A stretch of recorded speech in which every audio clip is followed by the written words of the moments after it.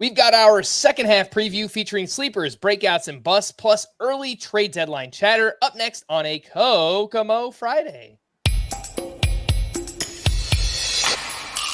Alcantara, Soroka, you look so good in Boca. Peralta, Manoa, bounce back for Aarondola. Giolito, Castillo, Yoshida, Mosu, Carlo Empado, value so high, but ADP so low. Frank loves him some kind of show. Now let's get on with the show.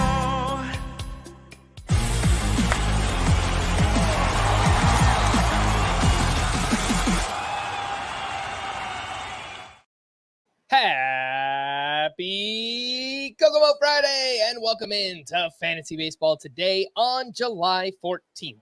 I am Frank Stampfl, joined by Scott White.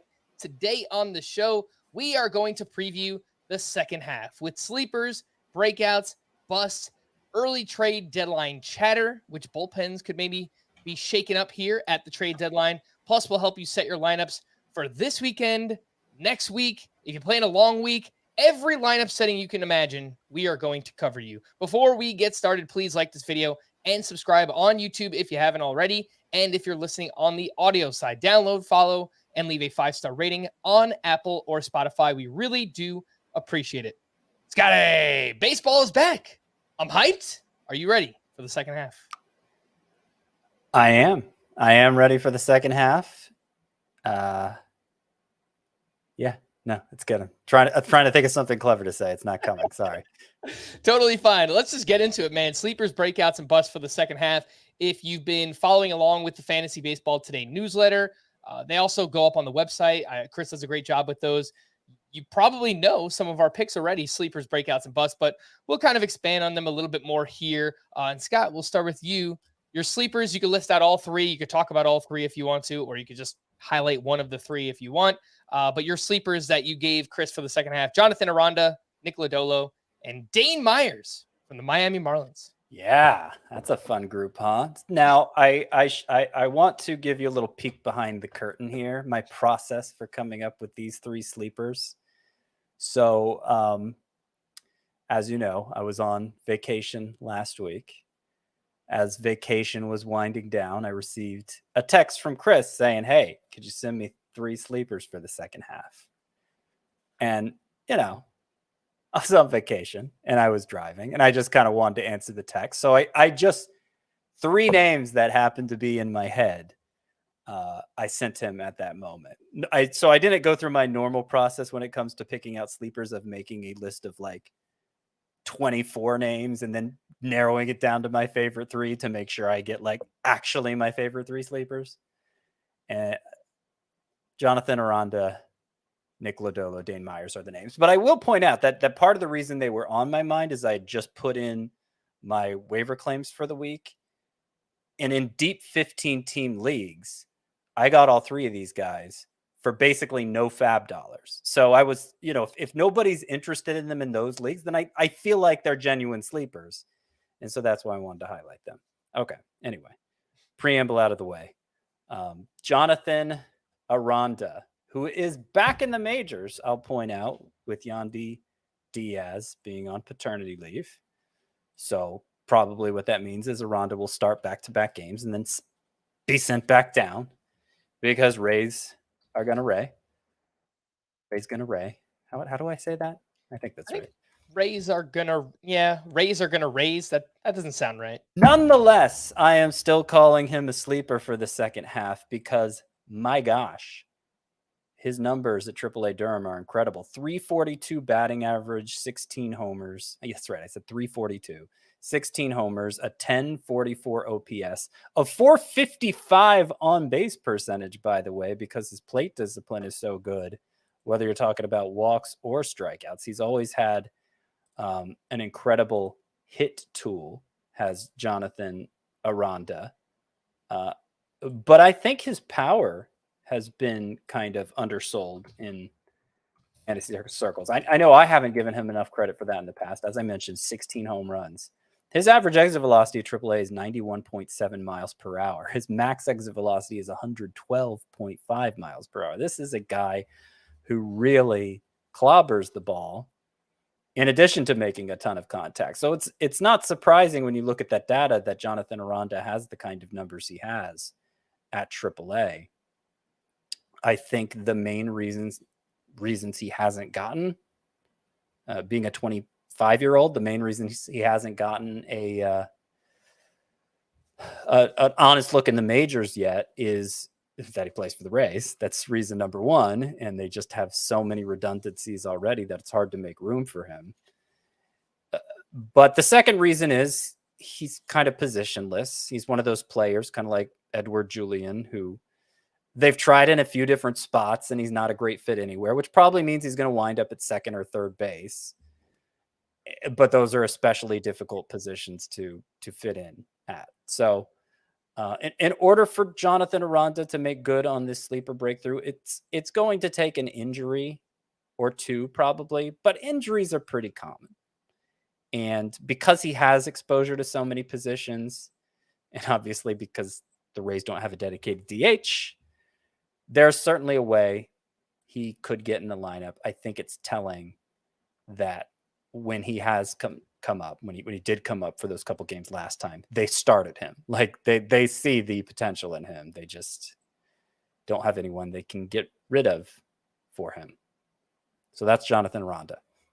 Aranda 12% rostered on CBS right now, and Scott mentioned he's going to be back for the next couple days, likely to be sent back down after that. And I think he fits into the Impact Prospects podcast that the Welsh and I did the other day. Just names you want to hold on to that, again, could make an impact at some point here in the second half. That is Jonathan Aranda.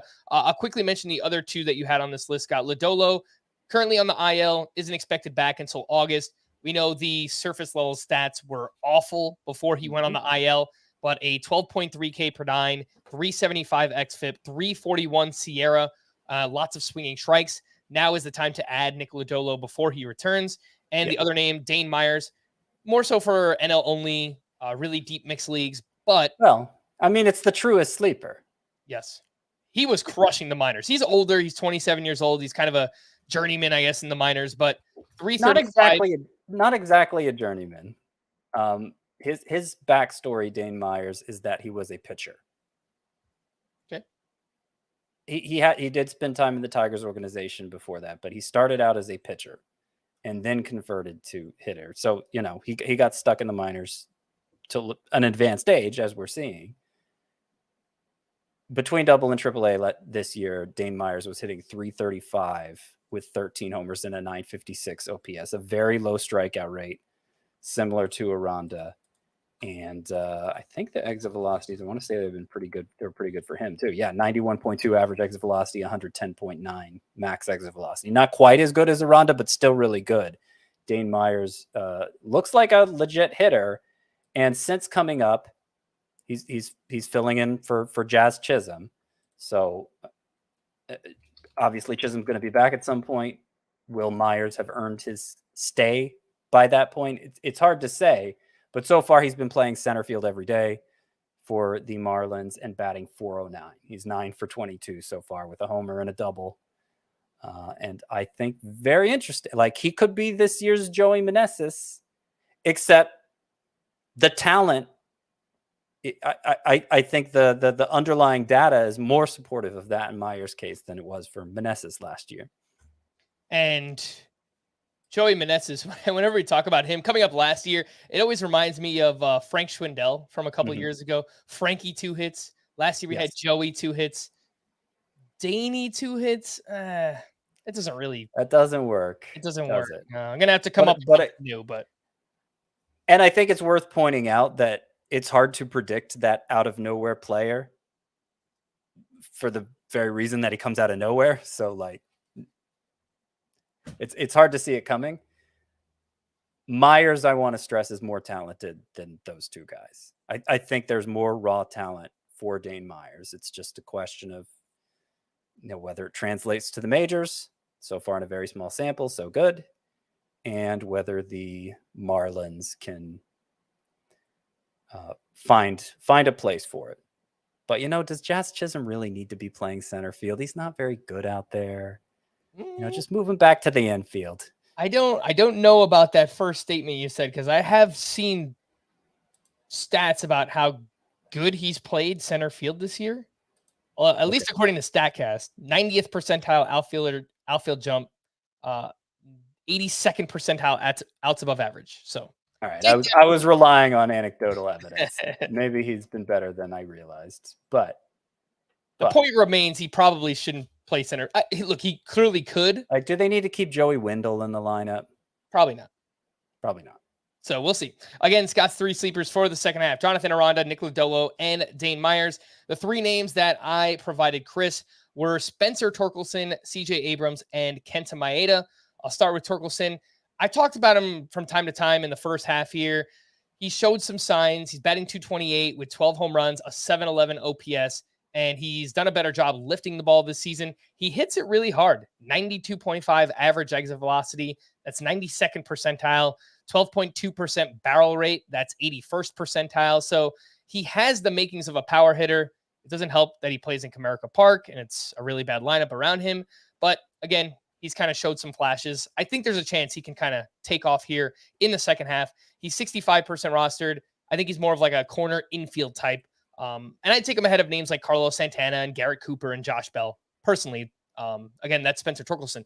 CJ Abrams recently moved up to the leadoff spot for the Washington Nationals. And in a very brief 3 games, he has 6 hits and a steal in each of those 3 games.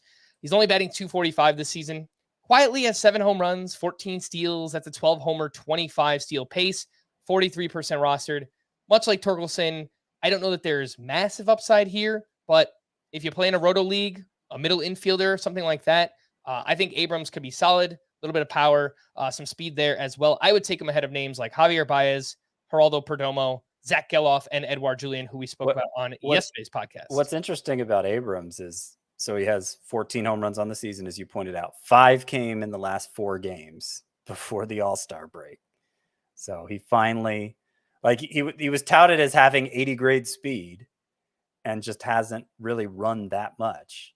I mean, yes, now he's on pace for 25 steals, but in this environment, 25 steals from a guy with a very suspect bat is, not that valuable. And it was only made possible by 5 steals in his last 4 games. So hopefully that's something he leans into more in the second half. Hopefully that 4-game stretch was the start of it for Abrams. CJ Abrams, 83rd percentile in sprint speed too. So I agree. I think he probably could run more. I think the talent is there. It's also a matter of getting on base, right? He doesn't walk very much and chases a lot of pitches and clearly not hitting for a great batting average. There's still a ways to go for CJ Abrams, but he's still very young, 22 years old. And clearly the Nationals want to test him a little bit by moving him up to the leadoff spot. Kenta Maeda is the last name that I have written down here. He has allowed just 3 earned runs total in 3 starts since returning from the IL. Overall this season, he has a 5.18 ERA, and it's kind of blown up because of one start where I think he gave up like 9 or 10 runs. So obviously that makes it look a lot worse. But the underlying ERA estimators look a lot better for Kenta Maeda. He's got a near 13% swinging strike rate, and he's only 59% rostered. So he could be out there. And just to kind of put it in perspective where I've ranked Kenta Maeda, I would take Alek Manoah and Tarek Skubal ahead of him. Those are guys that we've kind of touted recently as waiver ads. But I would take Maeda ahead of Kyle Hendricks and Domingo Germán. So he's kind of right in the middle of that mix. Scott, would you agree with that ranking of Kenta Maeda? I got really excited about him early this season, and then he fell apart quickly. It may have been health related. I think we need more evidence to say for sure, but certainly he's looked good again since coming back. I'd hesitate with Domingo Germán. I think Maeda over Hendricks, that's fine. There's a big difference in terms of upside there. Germán is so interesting because the underlying stats, the stuff we tend to care about most, suggest he should be much better than he is. I'm not so much talking about like expected ERA, but the fact the swinging strikeout rate is so high, the fact the strikeout to walk ratio is so good because he hardly walks anybody. Like Domingo Germán, in theory, has this incredible ceiling, but it only appears in flashes. Like he had the perfect game, and then he had a terrible start, And then in his final start before the All-Star break, he gave up 1 hit. So 2 of his last 3 starts, Domingo Germán's allowed a combined 1 hit. Yeah. While getting a bunch of strikeouts and walking hardly anybody. So I'm going to lean him over Maeda. But, you always feel like the next meltdown's right around the corner for Germán, too. Yeah, I think part of the problem with Germán, as you mentioned, he doesn't walk many people. He throws a lot of strikes, and it gets him in trouble at times. He has these meltdown starts where he gives up a lot of fly balls, which turn into home runs, and it just kind of snowballs. Maeda had obviously an awful start earlier this year, too, with the 9 or 10 runs, whatever it was. But it feels like that's happened more frequently for Domingo Germán. And it may have been health-related with Maeda, as we said. Right. And Domingo Germán keeps having sticky substance issues. So who knows how much that plays into everything too. Actually, I can't say that I'm sure of it, but I feel like if you get caught for a second time using sticky substances, it's probably a harsher penalty than just 10 games, right? I'd imagine. I would imagine, but I don't know. All right, let's move over to the breakouts for the second half here, Scott. And the 3 names you provided were Brett Beatty, Tarek Skubal, and Reed Detmers. The floor is yours. All right. So Reed Detmers, with the exception of the final start before the All-Star break, seemed like he had figured it out again. He had taken a little bit off that slider after the velocity was way up this spring. It continued at the start of the regular season. He just seemed very inconsistent, very inefficient, walking too many guys, not pitching deep enough into games. And then he took a little off that slider, got it back to the velocity we saw after his stint in the minors last year, when, remember, second half Reed Detmers was awesome. So, his success really depends on whether that slider is working, and it seemed like he'd figured it out again. His a 5-start stretch leading up to his final start before the All-Star break, Reed Detmers had a 1.42 ERA. He had 43 strikeouts in 31 2/3 innings, which is ridiculous, obviously. But then there was that final start before the All-Star break. He allowed 7 earned runs. He allowed 3 home runs. Okay. I think that gives you a chance to buy low on him still, because the last memory Reed Detmers owner has of him is that meltdown start. His ERA's back up to 4.31. Yeah, maybe he was gaining some trust with the 5 starts that came before then. And it's worth pointing out the slider velocity wasn't back up or down. It was right where it had been in that meltdown start, right where it seemed like the sweet spot for Reed Detmers. And it just happened to be a bad start against a good Dodgers lineup. So, I give him a pass for that. I think overall he's trending the right direction. He's got the slider figured out again. And I think Reed Detmers could be huge in the second half. Tarek Skubal, you guys probably talked about this a lot when I was gone. The fastball velocity up a couple miles per hour from last year. And the fastball was really the weak point for him. That was the pitch that got him in the most trouble prior to this elbow flexor surgery. That was the surgery, right, for Tarek Skubal? Sounds right. Last year, he was having a semi breakout season, then 3.52 ERA, 1.16 WHIP, 8.9 K per 9. But, less than fully dominant, and the fastball was the main reason why. Now the fastball is playing like a great pitch because he's throwing it harder. His first 2 starts off the IL, though short, 4-inning outings have been awesome. And I think once Tarek Skubal gets stretched out, he could go off. He could have a much bigger breakout than the one we were looking at prior to the injury in 2022. And then Brett Beatty. I think it's telling that the Mets were willing to trade Eduardo Escobar to the Angels. Even as they're trying to desperately get back in the playoff race, they've turned third base over to Brett Beatty almost completely. And the production hasn't been there. 244 batting average, 669 OPS.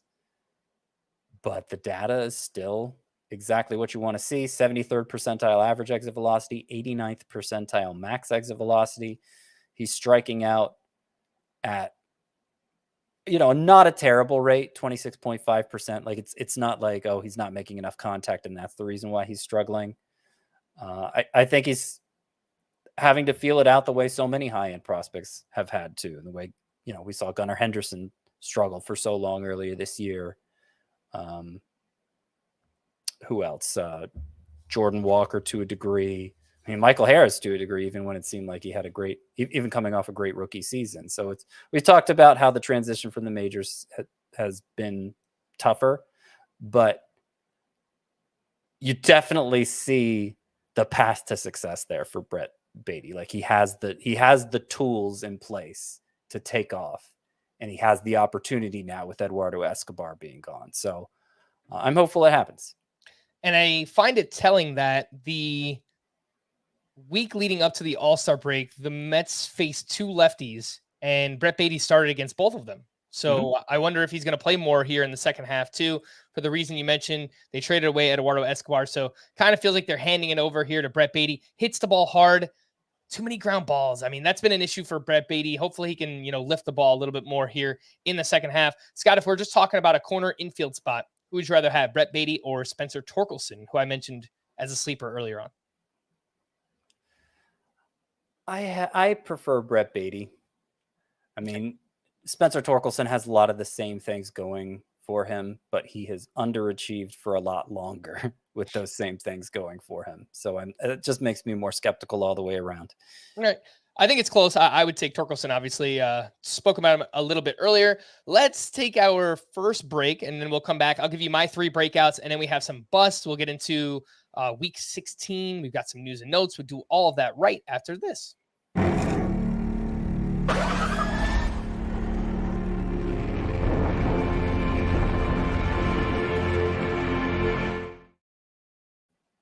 Welcome back to Fantasy Baseball Today, and a quick reminder to follow us on Twitter. The FBT Twitter is at FBTPod. That's where we tweet out all the links to watch us live or to listen to the podcast. You can follow Scott at CBS Scott White. You can follow me at Roto_Frank. And if you're watching us live on YouTube, you can scan that QR code. That will take you right to the FBT Twitter account.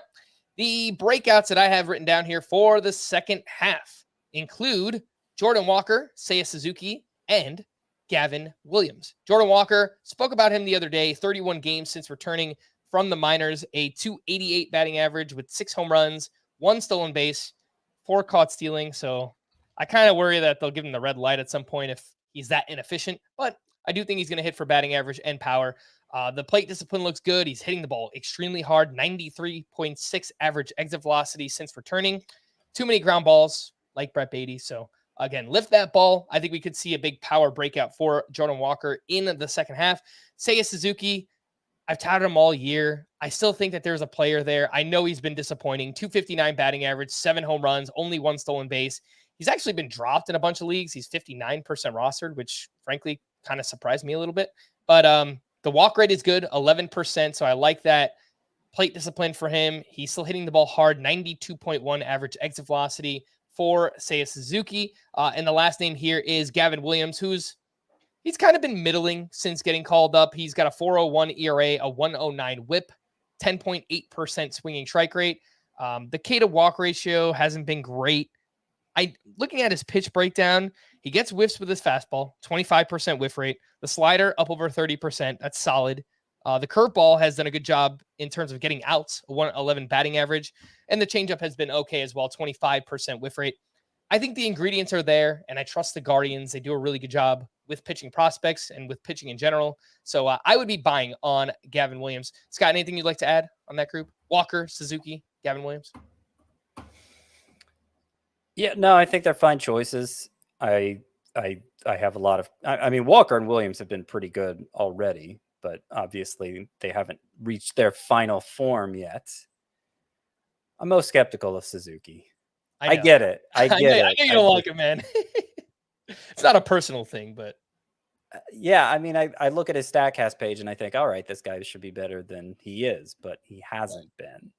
So I'm kind of, I don't want to make it all about StatCast data entirely, because there are certainly players who defy that in both directions, and Seiya Suzuki may be one of them. But, we'll see. I like to keep an open mind too. All right, let's quickly run through some of the busts here. Scott, the 3 names you have here are Lane Thomas, Yandy Diaz, and Bryce Miller. Get ready for the hate mail, Scott. For which one? I don't know. I would say Bryce Miller's the one I'm most confident in calling a bust. I think he has a very good fastball, but it's not like Spencer Strider good. And I don't think I think he needs other pitches to go along with it. He throws other pitches, but he doesn't throw them very much. And it doesn't seem like they're going to do much to take pressure off the fastball. And even when he pitches well, for the most part, there aren't a lot of strikeouts. So like we could have made these same critiques for George Kirby and have for basically the whole time he's been in the majors, and he just continues to deliver results. So maybe Bryce Miller, the same thing can happen for him. The fact he's in the same organization, the fact he hardly walks anybody like George Kirby, there's a case to be made for that. But generally speaking, when somebody does something he's not supposed to be able to do, I'm not so much counting on lightning to strike twice. I think Bryce Miller, and certainly we've seen some ugly starts from him this year. I think I don't think he has enough to work with, bottom line. So Bryce Miller, calling him a bust for the second half. Lane Thomas, I just think he's kind of given us his 90th percentile outcome here in the first half, and it's made him like a top 15 outfielder in fantasy so far.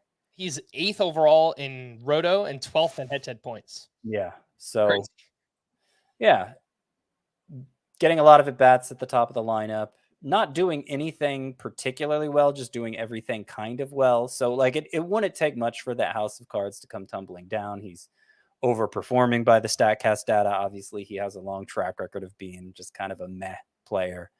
So I have a hard time believing Lane Thomas is going to be able to sustain what he's done so far. And we talked about Yandy Diaz the other day. I kind of hesitate to call him a bust pick because I don't think it's particularly actionable. If you get rid of Yandy Diaz, there's not much you could do about first base. I mean, unless you're trading him in a deal that gets you Vladimir Guerrero or one of the obvious upgrades at that position. There are a few like lateral moves to make there. There are a few first basemen beyond the obvious top 5 that I think could compete with even a lesser version of Yandy Diaz. But the fact remains his ground ball rate, which has held him back from being a stud in the past, has escalated every month this year.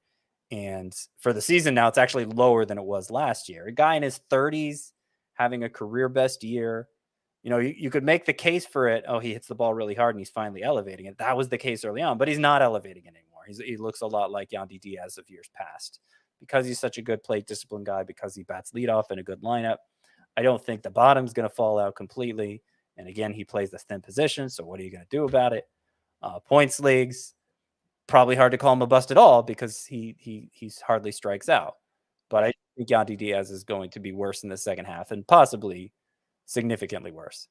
Yeah, I mean, I don't think either Lane Thomas or Yandy Diaz is going to bottom out per se, but they really have played to, like you said, a 90th percentile outcome or even better. I mean, frankly, this might be Lane Thomas's 99th percentile, the way he's played so far this season. So if you could flip those guys, obviously you have to get a very high return for those players. But yeah, don't just get rid of them for the sake of it. I had 2 names written down here, Scott. If you could flip Lane Thomas, I think I know the answer. For either one, Kyle Schwarber, Pablo Lopez. Are those 2 names that you would try to individually trade Lane Thomas for?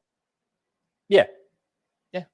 I think those are, again, like you're trying to get a top 20, top 25 outfielder rest of season in Schwarber, and Pablo Lopez, the same at starting pitcher. He's like a top 25 starting pitcher rest of the way. Bust for me in the second half. The first name here is Isaac Paredes, a name we haven't talked about much this year, but he's currently a top 80 player in Roto, averaging 3.1 fantasy points per game. He is batting .265 with 16 home runs, 56 RBI, and an .874 OPS.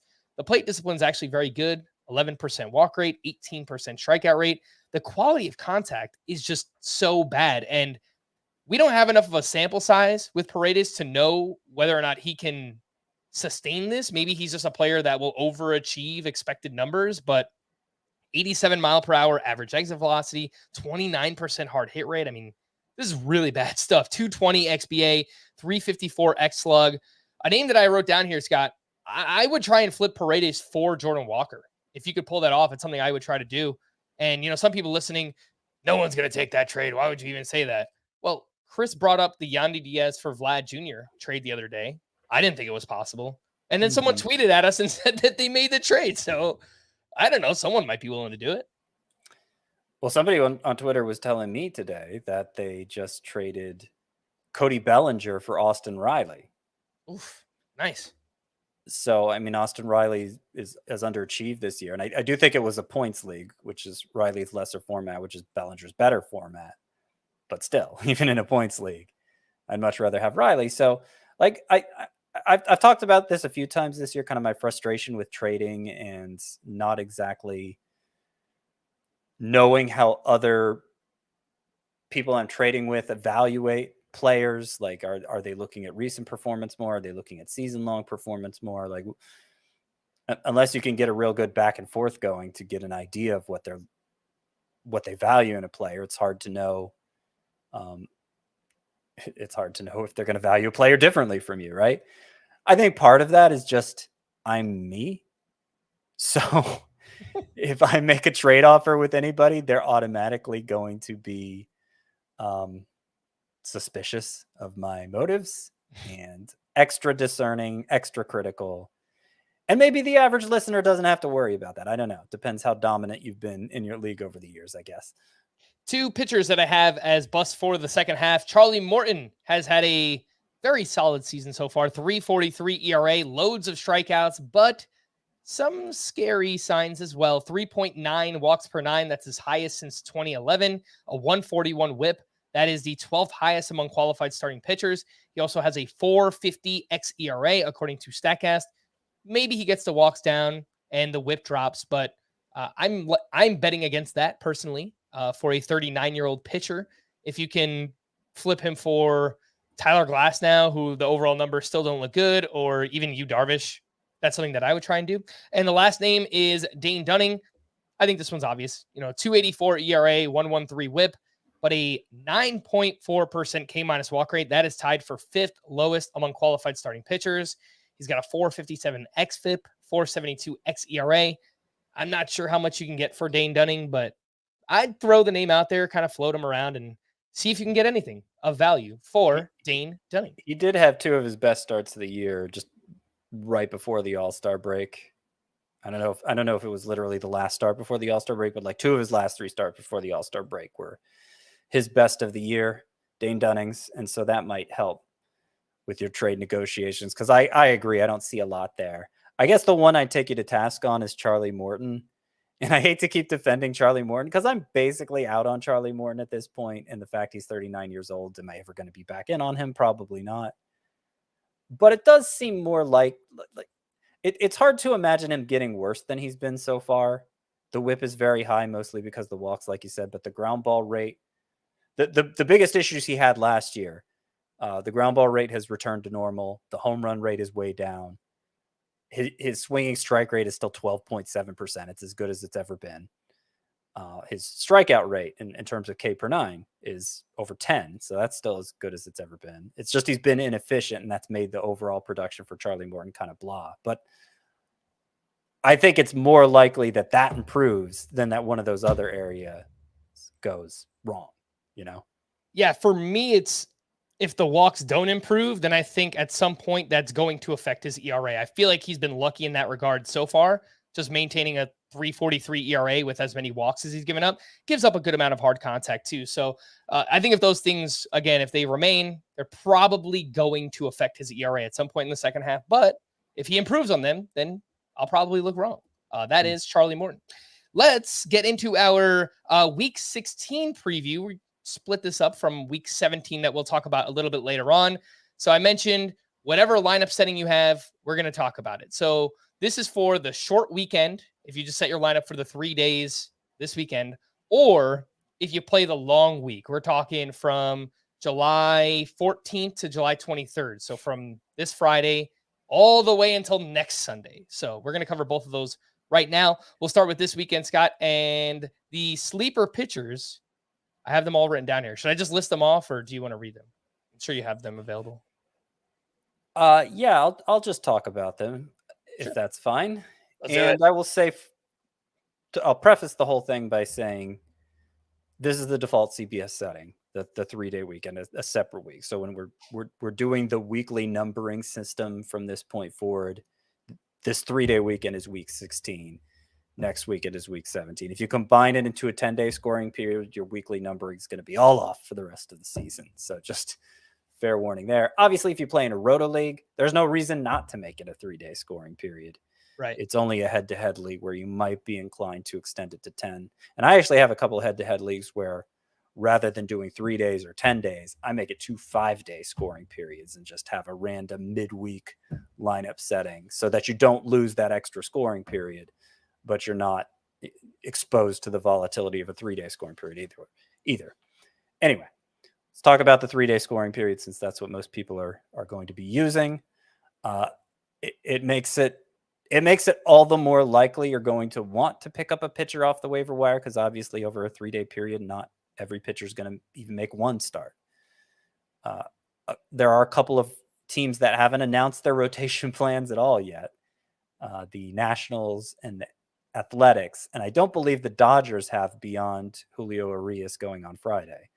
So there's still a lot of questions here. It's still a lot of speculation. To a certain degree, that's always true, but it's even scarier going into a 3-day scoring period. Some of the names you might want to consider picking up if they are available, and if you do have an opening: Martin Perez going against the Guardians. His overall ERA is bad, but it's a Jekyll and Hyde situation. His good starts are very good indeed. He goes 6+ innings, gives up 2 earned runs or fewer, and that happens more often than not with Martin Perez. It's just then he has these terrible starts that inflate his ERA. It's going against the Guardians, so I think more likely than not you're going to get a good start over the weekend. Kyle Gibson against the Marlins, sort of the same deal for him. He's very durable, goes deep into games when he is pitching well, and he's coming off his best start of the season, 11 strikeout effort. So hopefully Kyle Gibson can keep that going against the Marlins. His teammate Dean Kramer, same matchup against the Marlins, same sort of situation, high ERA, but he'll give you that length that'll give you a quality start and a win if he doesn't have a bad start, and is actually going for his 10th win, I believe, because the Orioles offer him so many runs, have such a good bullpen backing him up, that Dean Kramer, even with that high ERA, tends to win a lot of games. So hopefully he can get number 10 against the Marlins. There's also Miles Michaelis going against the Nationals. Sort of the same situation with him, right? Good. When he's good, he'll probably give you 7 innings. Josiah Gray at the Cardinals. We're already getting pretty scary here with that pick. Yeah, basically the back half of this list I don't really want to start, but hey, you may have no choice. Aaron Savale at Texas, terrible matchup, obviously, but he's been pitching really well for them since returning, has an ERA below 3. JP Sears going against the Twins, the worst team against left-handed pitchers. Will he win his second game? Obviously, Sears deserves to have more wins than that, but he pitches for the A's. And also, I can't say it with 100% certainty right now that he will actually be making that start over the weekend, because the A's are one of the 2 teams that haven't announced their rotation plans yet. But if Sears is going, it's a good matchup against the Twins. Finally, Jack Flaherty against the Nationals. Ben Lively against the Brewers. Michael Lorenzen at Seattle. These are all desperation plays. If you're just looking to fill out that staff, they're pitchers who can sometimes pitch respectably and have decent matchups. Dean Kramer, by the way, is indeed going for his 10th win. So good call there, Scotty. I had no idea that Kramer already had 9 wins this season. That is good job for him. Let's slide over to the sleeper hitters for just this weekend. And I think one matchup in particular will stand out. It's the Yankees, who are in Coors Field. So you might want to look at either one of those teams. I know you have written down here Elias Diaz, Harrison Bader. We'll get to those names here, Scotty, but I think that very clearly stands out. The Yankees at Coors Field. Which other sleeper hitters do you like for this weekend? So I like Brian De La Cruz and his teammate Garrett Cooper. They're both going against the Orioles, and so they get to face volatile pitchers like Kyle Gibson and Dean Kramer. So on the one hand, you're rooting for those guys to pitch well. On the other hand, you're rooting for them not to pitch well. Depending on which way that goes, either your sleeper hitters are going to pay off or your sleeper pitchers are going to pay off. Ha-Sung Kim at Philadelphia, he was red hot going into the break. And it's actually, the Phillies are one of the two teams with 4 games over the weekend. Them and the Padres have a doubleheader on Saturday. So that helps Kim. Jarren Duran, I'm sorry. It's Ezekiel Duran, Jarren Duran. Jarren Duran at the Cubs was the hottest hitter in baseball heading into the break and seems to be the Red Sox preferred choice to bat leadoff too. So he's an okay choice. Let's see, who else do I want to highlight here? Jeimer Candelario going against the Cardinals and their highly volatile pitching staff. Jeimer Candelario, over his last 22 games, is hitting .310 with 5 homers, 4 steals, and a .983 OPS. So that's pretty good. Luke Raley of the Rays facing nothing but right-handers over the weekend, and those right-handers are very, very bad. Alec Marsh. Is it Alec or Alex? I don't even know his name. That's how bad he is. I think it's Alec. You got it. Royals right-hander, bad. Jordan Lyles and Brady Singer. Who else do we have here? Your guy, C.J. Abrams, going against the Cardinals. Dane Myers, my guy, going against the Orioles. And, yeah, the 2 guys you mentioned, Harrison Bader seems like the one Yankees hitter available enough to recommend for that series at Colorado. And Elias Diaz, All-Star Game MVP. Elias Diaz. The reason he punched his ticket to the All-Star Game is because he's so good at Coors Field. His numbers there are, if I could pull them up real quick, Elias Diaz at home. 321 batting average, 903 OPS. Very good. Let's do it. Elias Diaz coming off that All-Star Game MVP, as you mentioned. And Alec Marsh. Yeah, that's his name, Alec. And he's available in the Scott White Dynasty League, Scott, if you'd like to add him. That's a 24-team head-to-head points leagues where not every team has 5 pitchers they can put in their lineup, and he's available. So that shows you what we think of Alec Marsh. Let's slide over to the long 10-day period if you're playing in a head-to-head league where you've got that long matchup coming up from July 14th through the 23rd. 5 sleeper pitchers you have written down here. It's got Domingo Germán, Brian Wu, Seth Lugo, Aaron Savali, and Reese Olson. Excuse me. I don't know why I said his name like that. Brian Woo! Is there 1 or 2 names that you'd like to highlight from that group? Woo's matchups are against the Twins and the Blue Jays, which don't sound like they're that good, but they're both pretty middling, actually. In terms of runs scored, the Twins are 24th and the Blue Jays are 13th. So those are actually decent matchups in a 2-start week from a pitcher who's pitched well apart from his debut where he got shelled. Also, Seth Lugo coming off back-to-back quality starts at Philadelphia. They're only 17th in runs scored. And then at Detroit, of course, they're 3rd to last. So those are 2 really good matchups too. It's worth noting, if you weren't convinced to start Aaron Savale at Texas, understandably, his 2nd start over the 10-day scoring period at Pittsburgh. That's a little bit better. I do like that one. 5 sleeper hitters for the long week. Jake Fraley, TJ Friedl, the Big Red Machine. We're firing it up. Brian De La Cruz has 9 games. Jarren Duran has 9 games. And my man, Seiya Suzuki, 59% rostered, 10 games in the 10-day scoring period coming up. You'll like this about Suzuki. So projected to face 5 left-handers in those 10 games. He's a .319 hitter against lefties this year. Let's go, Seiya Suzuki. I still have him in a few spots, so definitely could use a big, long week from Seiya Suzuki. Let's take our final break, and when we return, some news and notes, some trade deadline chatter, and then we'll wrap it up with our Week 17 preview here on Fantasy Baseball Today. You gonna start the engine sometime soon, Erica?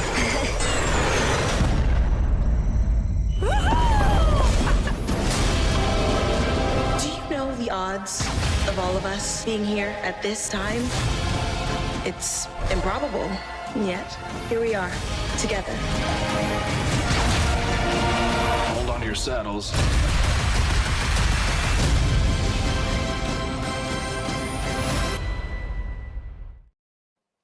Welcome back, and a big thanks to everyone watching us live. Smash that like button if you haven't already, and subscribe on YouTube if you haven't done that as well. Let's talk some news and notes. And Rays manager Kevin Cash said last week that he's confident Shane McClanahan will be ready to return from the IL this weekend when first eligible and start Sunday in Kansas City. We don't have that confirmed yet. He's still battling mid-back tightness.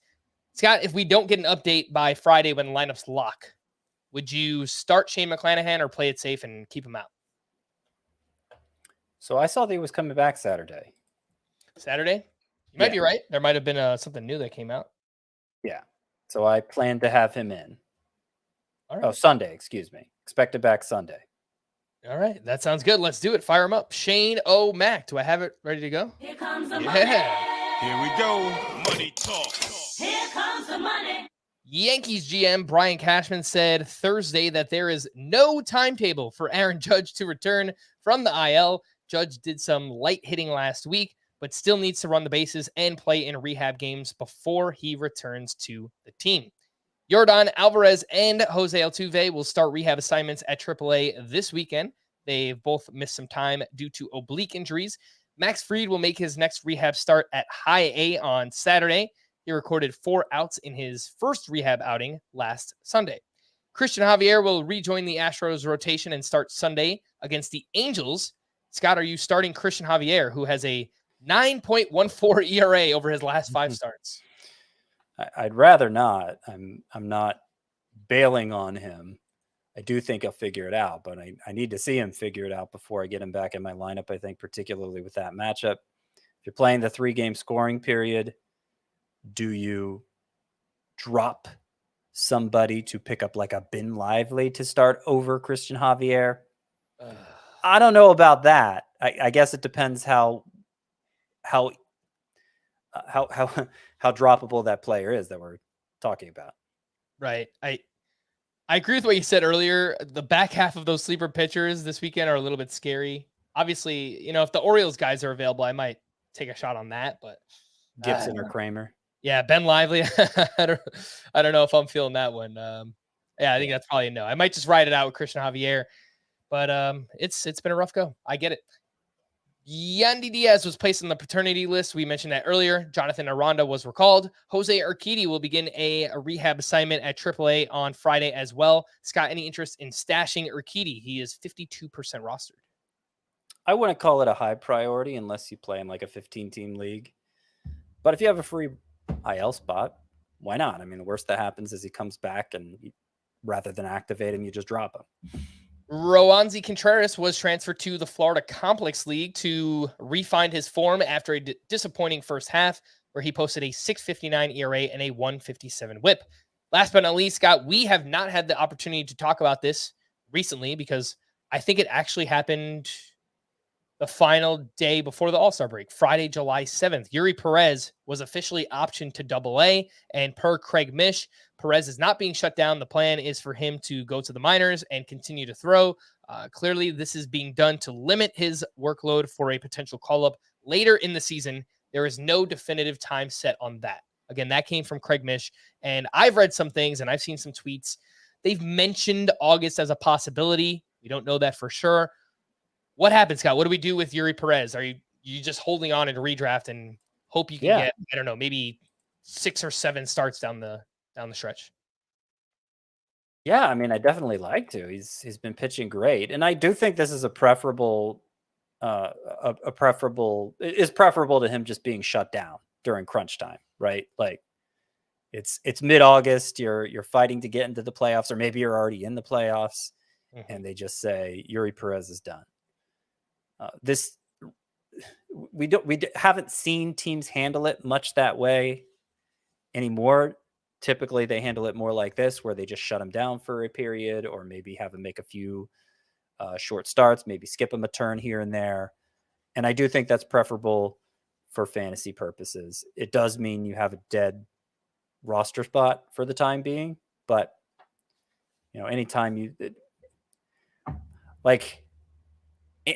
stash a prospect in the hope he's going to come up and give a big payoff, that's a dead roster spot for the time being too. So this isn't unfamiliar. It's just, we know what Yuri Perez can be when he comes back. So that makes it all the more worthwhile. If it's a 10-team league and you're really tight on roster space, I don't know, maybe you'll be forced into dropping him, but it certainly wouldn't be what you're looking to do. We got asked this question earlier on Twitter. Would you rather stash, I guess either one, Yuri Perez or Grayson Rodriguez right now? Perez. Yeah, I agree. Just throw it out there in case someone else have that question. Look how Grayson Rodriguez did when he was up. Look how Yuri Perez did when he was up. It's the same situation. You're just stashing a pitcher, and obviously Yuri Perez has been much better in the major leagues. The trade deadline is approaching. It is on Tuesday, August 1st, and some things are being floated out there right now. Per John Morosi of MLB.com, the Dodgers are interested in Lucas Giolito, which feels like a match made in heaven considering they need pitching. Giolito is from Los Angeles, and the Dodgers still have a ton of prospects ranked inside of the top 100. So maybe like a Michael Busch shakes free and gets an opportunity to play with the White Sox. Ooh, I'd love that. That'd be fun. I don't know if it'll be that high end of a prospect because I think it's a rental for Giolito. He's free agent after this year, but I think it would be good for his value to get over to Los Angeles. It feels like a bunch of White Sox could be available at the deadline too, from Dylan Cease. The Welsh told me this the other day that Dylan Cease for Jordan Lawler has kind of been floated out there as a trade rumor, which that would actually be a pretty massive trade for all parties involved. So we'll see what happens. Tim Anderson, Lance Lynn, Liam Hendricks. I think all those names could potentially be available for the White Sox as well. We heard the other day the Cardinals will be sellers at the deadline. I think Tommy Edman, Tyler O'Neill, Jack Flaherty, Jordan Montgomery, and maybe even Jordan Hicks.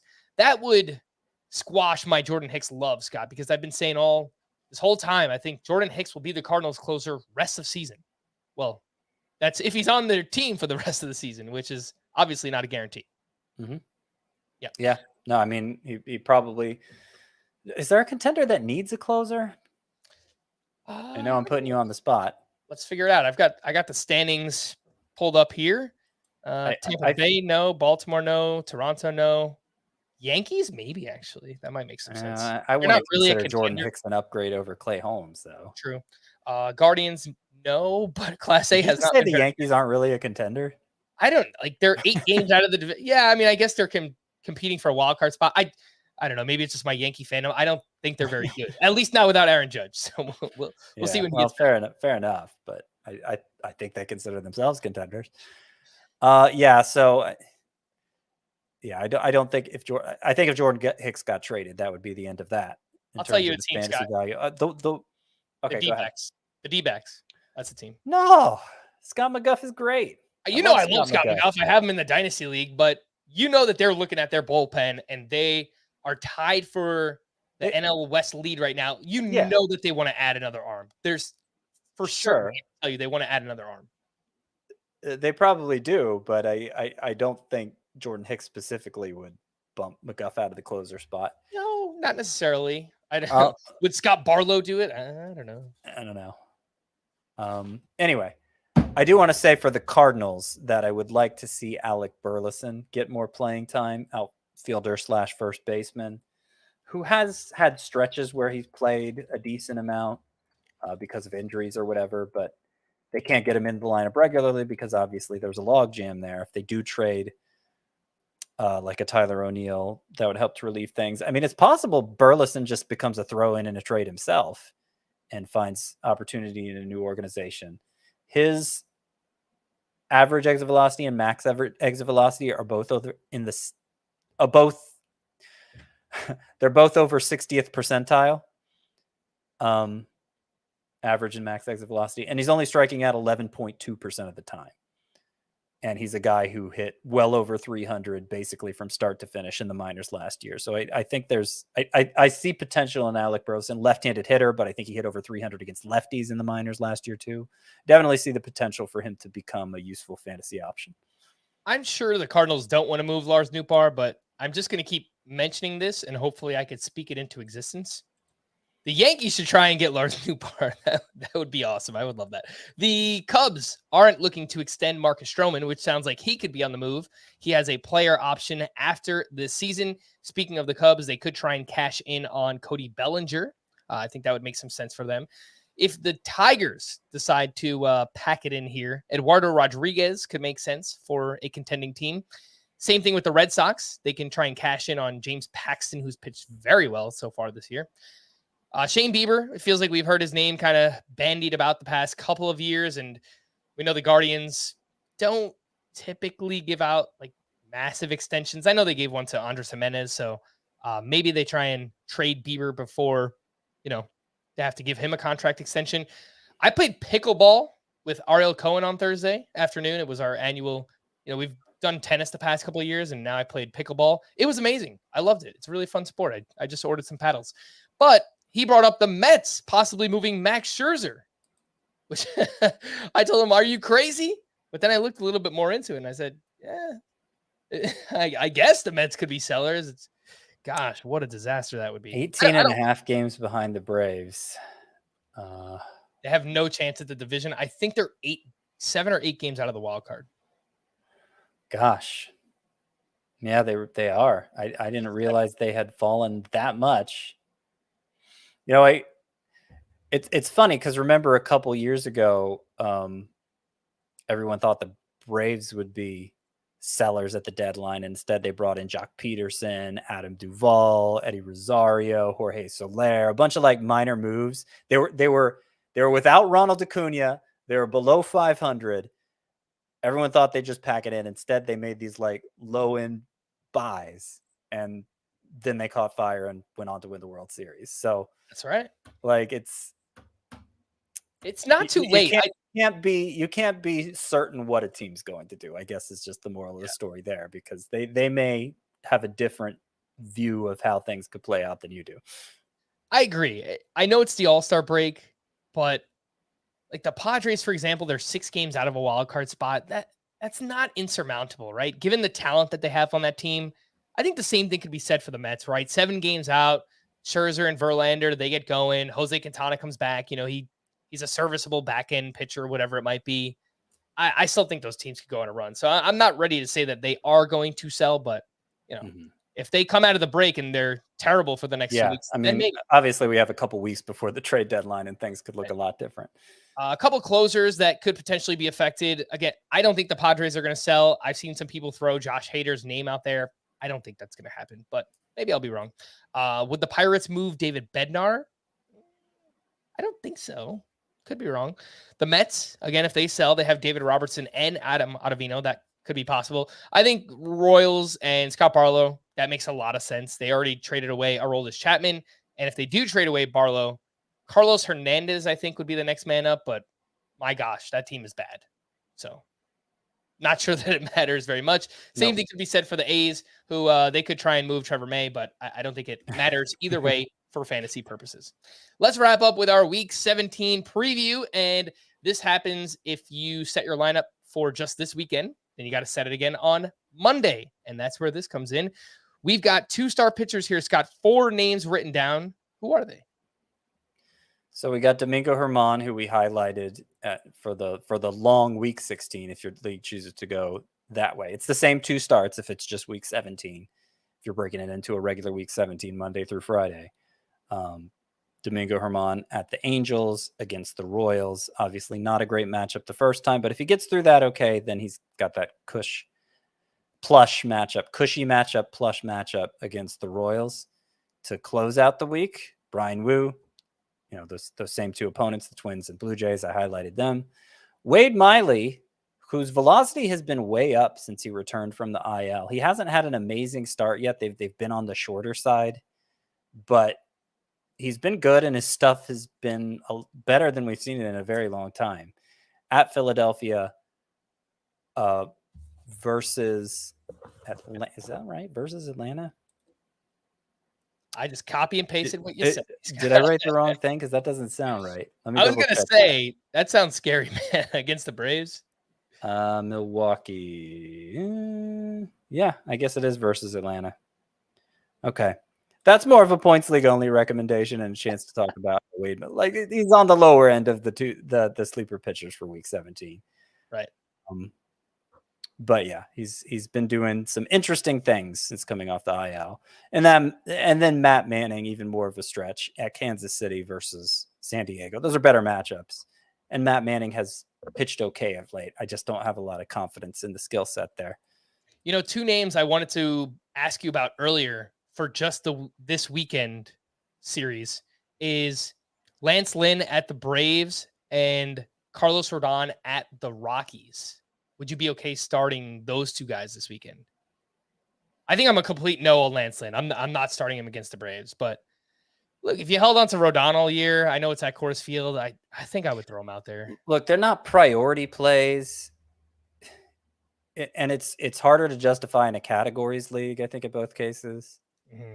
In a points league, I think, okay, if those are, if Lynn and Rodon are among the few options you have to slot in your lineup in a points league, I'd probably just go ahead and do it. But in a categories league, I might think twice. I might look and see if there is a Kyle Gibson available. I might start a reliever instead. Yeah. But hopefully you have choices apart from them. Speaking of single start streamers getting back into next week, week 17, for the Monday lineup setting period, some names that you've already talked about here, Scott. You've got 6 single start streamers written down. Yeah, and fortunately, since I have a whole 7 days to choose from, the matchups are actually good for all of these pitchers. Aaron Savale, here he is again at Pittsburgh. Seth Lugo at Detroit. JP France at Oakland, Miles Michaelis against the Marlins, Kyle Hendricks against the Nationals, and Michael Lorenzen at Kansas City. Savale, Lugo, and France are the ones I'm most excited about. I would rank all of them ahead of the 2-start Wade Miley, for instance. I'd probably rank Miles Michaelis against the Marlins ahead of the 2-start Wade Miley as well. So if you're prioritizing, that's how I'd go with that. I like Kyle Hendricks too, Scott. No? Not as much confidence there? I mean, he's not going to give you any strikeouts. How deep is he going to work into the game? I don't know. I think I'd rather go with the 2-start Wade Miley over Hendricks, even though one of those starts is against the Braves. But, kind of depends what you're looking for. It's most likely a points league scenario either way, because Hendricks, he might give you 2 strikeouts, so it's even worth starting in Roto. And because we're thinking in terms of points leagues there, that obviously reduces the risk of Miley doing something really bad for you. Let's wrap up with some hitter analysis. The best hitter matchups for next week: the Astros, Giants, Tigers, Cubs, and the Reds. The worst hitter matchups: Blue Jays, Mariners, Twins, White Sox, and Guardians. With that being said, Scott, your favorite sleeper hitters for week 17. Yeah, so you mentioned the Reds have the 5th best matchup. Interestingly, all 7 of their games are at home, the most favorable home run environment in baseball. So we got Jake Fraley here. We got TJ Friedl here. We got Joey Votto here. Their numbers for the season are all great. I don't even know that they might be matchups independent plays at this point. Obviously, in Fraley's case, you want to make sure there are righties on the schedule. That is true for this week. 5 of the 7 games are against righties. But Fraley, looking at points leagues here, where you'd think the lost playing time would hurt him even more. Fraley this year has outscored Brian Reynolds. He's outscored Josh Lowe. He's outscored Whit Merrifield. He's outscored Brian De La Cruz. He's outscored a lot of players who have been playing every day and we think of as being pretty good. So I think Jake Fraley at this point is being highly overlooked in fantasy. TJ Friedl, he's basically starting lefties and righties now, batting leadoff against righties. Steals bases, hits for average. Joey Votto, of course, has hit for a lot of power since coming back from the IL. Hopefully that continues. Riley Green returned from the IL just before the break. His roster rate is down to 75%, so he now qualifies for this list. You mentioned the Tigers have the 3rd best matchups. 4-game series at Kansas City to open the week. Riley Green probably shouldn't be as available as he is, and so hopefully he'll perform in a way that gets him picked up in a lot of leagues. Brian De La Cruz, who I mentioned earlier, at St. Louis for 3 versus Colorado for 3, just really good matchups. He appears on this list a lot anytime the Marlins have good matchups because he's a pretty good hitter. Garrett Cooper was on fire before the break. He's only 24% rostered, so highly available, has the same favorable matchups as Brian De La Cruz. Dane Myers, I'll go ahead and give him a shout out here too, as the Marlins center fielder with those solid matchups. Seiya Suzuki, I talked about him already. The Cubs have a lefty-heavy schedule for Week 17, 4 in 7 games. He's batting nearly .320 against lefties. Okay, here's a new name. Mauricio Dubon, the fill-in for Jose Altuve, who's injured on the Astros. And not only is he filling in for Altuve at second base, he's filling in for him as the Astros leadoff hitter as well. The Astros, not only is it favorable matchups, they're facing 5 left-handers in their 6 games. And against left-handers, Dubon is batting, I think, about .350. He's batting .355 against left-handers. So 5 left-handers in 6 games. He's batting in the leadoff spot for the Astros. Obviously, he doesn't have a lot of power or speed, but a favorable lineup spot and likely to get a lot of hits with the schedule the Astros are looking at this week. So Mauricio Dubon, probably just one and done. Altuve is going to be back before too long. But right now, Dubon is useful. I think a lot of that analysis could be used for Corey Julks as well. He's played very well for the Astros, and against lefties this year, he's hitting .314 with an .824 OPS. But I also don't know when Yordan Alvarez is going to be back. Maybe it's next week. So yeah, I think he'll be back. Yeah, could kind of cut in there on Corey Julks. But if Yordan Alvarez is not back, then I think he kind of makes for an okay play for the same reasons. We're going to wrap there, Scott. We did it. The first half is in the books. Baseball is back. The second half is here. I'm excited. Let's do it. For Scott, I am Frank. Thanks as always for tuning in to Fantasy Baseball today. Please make sure to follow and leave a 5-star rating on Apple or Spotify. We'll be back again next week. Bye-bye.